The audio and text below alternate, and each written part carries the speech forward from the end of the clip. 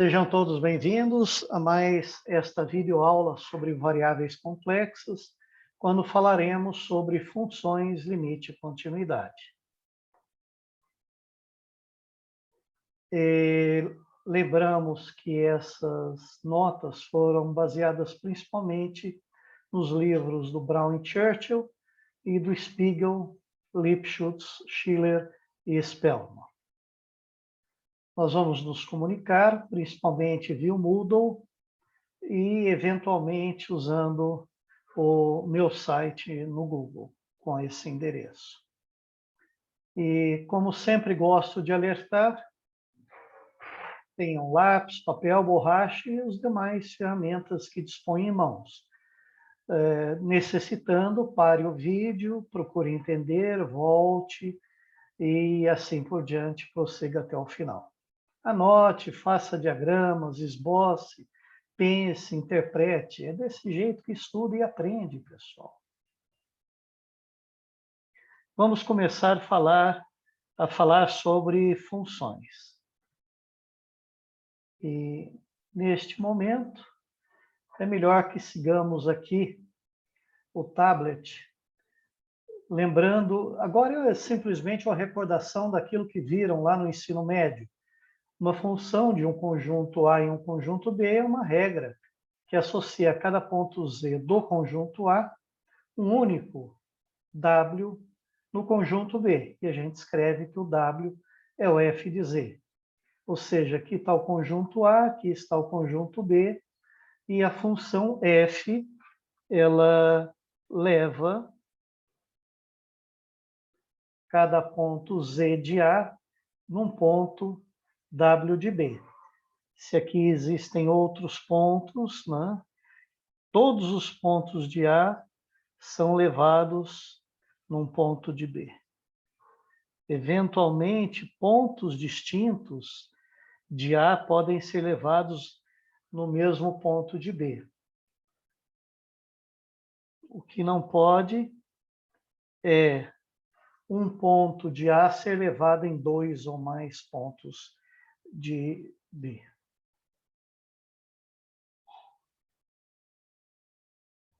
O conjunto A é chamado de domínio da função F, o conjunto B é chamado de contradomínio, e a imagem é o conjunto de todos os F de Z, fazendo o Z percorrer todo o conjunto A.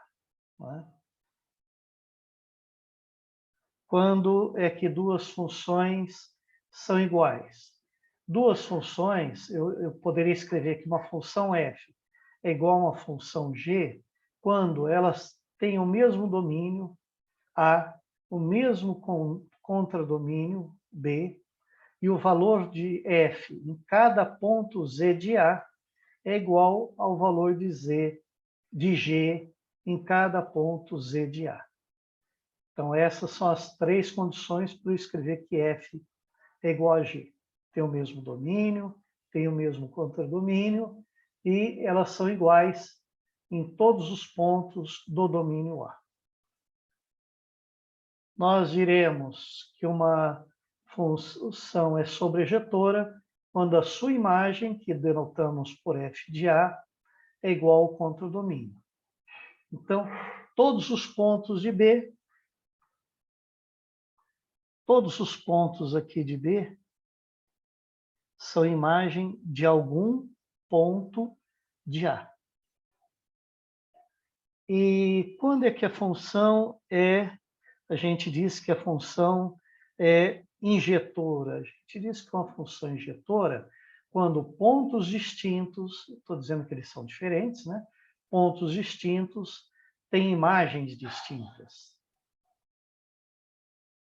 Ou então, o que é equivalente provar, quando dois pontos têm a mesma imagem, é porque eles são iguais. Se eu conseguir provar isto ou isto, concluiremos que a função é injetora. E a função é bijetora quando for ambas, sobrejetora e injetora. Então, feita breve introdução, né? Vamos falar, sim, então, domínio, conta domínio, A é o domínio, B é a conta domínio, e esse conjunto aqui, que eu denoto por f de A, é a imagem, né? Pois bem, falar em função inversa. Quando a f for bijetora, eu posso definir uma função que eu vou denotar por f a menos 1, que vai de B em A. Se a f for de A em B e bijetora, a f a menos 1 é uma função que leva pontos de B em A. E ela é definida assim. Esta função aplicado em W dá um Z, onde o W é o f de Z. Então, graficamente, seria assim. Nós temos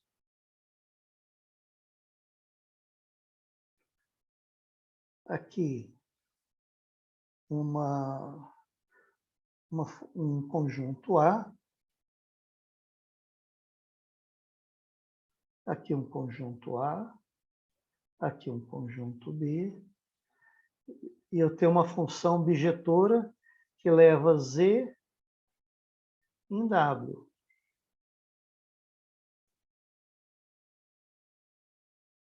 Sendo objetora, todos os pontos de A têm uma imagem, todos os pontos desse conjunto têm uma imagem aqui. E ela é injetora também. Portanto, sendo injetora, pontos distintos têm imagens distintas. Se eu pego um ponto aqui, ele leva, se eu tenho um Z1 aqui, ele leva numa imagem W1, que é distinta de W. Então, eu posso falar na inversa. A inversa é aquela que traz o W de volta para Z. Então, essa é a função f menos 1. Se f leva Z em W, a inversa é aquela que traz W de volta para Z. Então, um dos exemplos seria esta expressão aqui, né? E apenas lembrar que a inversa também é bijetora. Se a função é bijetora, sua inversa é bijetora. E um primeiro exemplo está aqui nessa função, que ela é definida para todo Z diferente de 4. Como é que a gente obtém a função inversa?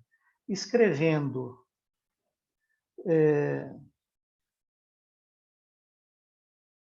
o W igual a Z mais 3i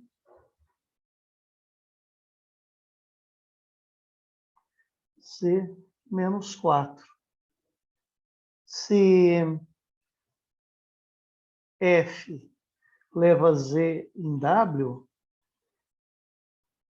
a F é menos 1 traz o W de volta para o Z. Né? Então, o que eu preciso fazer, vejam, aqui nós temos o W explicitado em F. Eu tenho que explicitar o Z para obter a inversa. Então, é só multiplicar o W por Z menos 4 e igualar a Z mais 3i. Passei o Z menos 4 multiplicando o primeiro membro. E aí, o que fazemos? Deixamos os termos que têm Z do lado esquerdo da expressão. Então, fica WZ menos Z. E os termos que não têm Z, como 3i, aqui nós temos menos 4W. Passamos para lá, mais 4W. E esse Z que estava do lado direito, passamos para o lado esquerdo. Agora colocamos o Z em evidência, no lado esquerdo.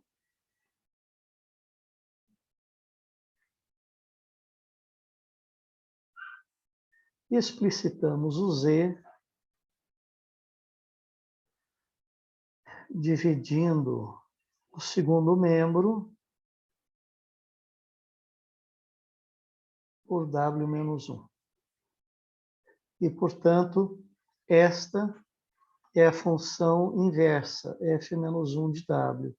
Aquela que traz W em Z, ou seja, 3i mais 4w sobre W menos 1.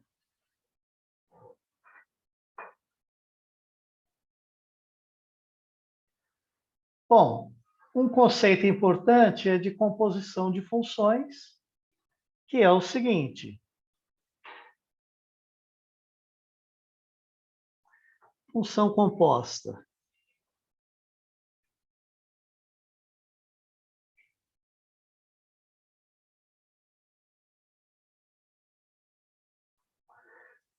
Função composta. Vamos imaginar, então, que nós temos três conjuntos, A, B e C.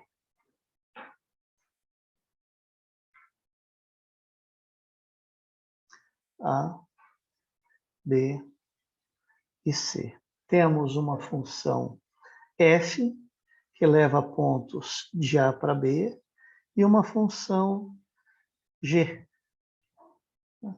que leva pontos de B em C.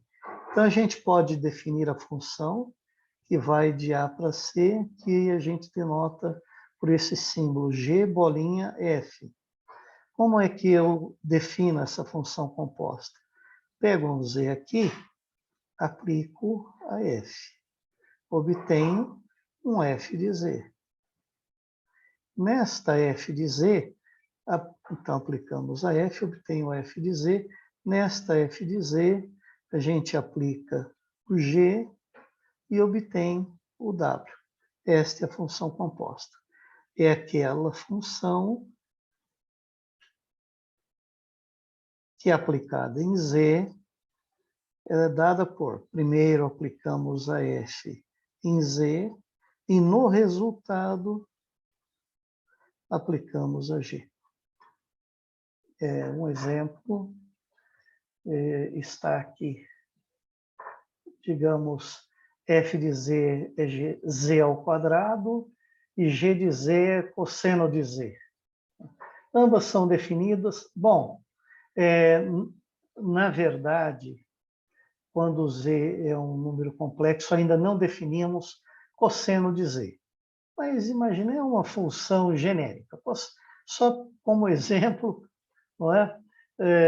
Embora, por enquanto, a gente não saiba, em princípio, né, a não ser quem já estudou, o que é o cosseno de um número complexo. Em breve veremos isso. Só para mostrar que a composição não é comutativa, vamos primeiro aplicar G composta em F, que é aplicar G em F de Z. Vejam que F de Z é Z ao quadrado. O que faz a G?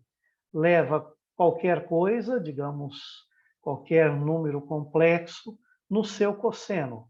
Então, leva o número complexo z ao quadrado no seu cosseno. Agora, vamos calcular f composta com g. É aplicar a f em g de z. G de z nós sabemos que é o cosseno. E o que faz a f? Leva esse número complexo, leva qualquer número complexo no seu quadrado. A g leva qualquer número complexo no seu cosseno.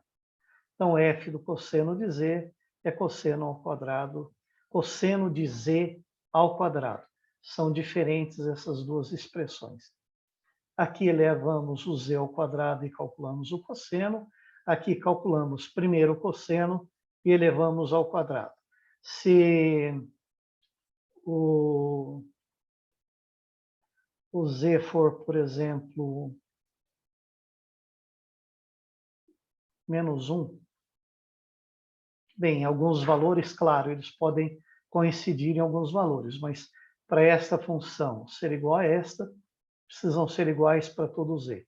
E, por enquanto, não sabemos quem é o cosseno de z, vamos deixar por aí, não é? Por exemplo, cosseno de π, né? Elevado ao quadrado fica cosseno de π ao quadrado, se o z for π. O cosseno de π é menos 1. Elevado ao quadrado dá mais 1. Ao passo que π ao quadrado, o cosseno de π ao quadrado não é mais 1. Então, vejo que essas funções já são diferentes para z igual a π. Portanto, são diferentes para todos, são diferentes, não podemos dizer que são iguais. Mesmo que sejam iguais em outros pontos, né? Para ser iguais, elas têm que ser iguais em todos os pontos do domínio. Todos, todos, todos. Se deixarem de ser iguais em um ponto do domínio, já não podemos dizer que são iguais. Função real é aquela em que o domínio está contido em R. Então, vamos trazer para cá. A função real é aquela em que o domínio A está contido em R. Aliás, função de variável real é aquela em que a variável é real. Agora, o B pode ser qualquer. Função de variável complexa é aquela em que o domínio está contido no conjunto dos números complexos. Função de valor real, o valor dela é um número real. Então, é uma função de um conjunto A no conjunto dos números reais. Uma função cujos valores são complexos é uma função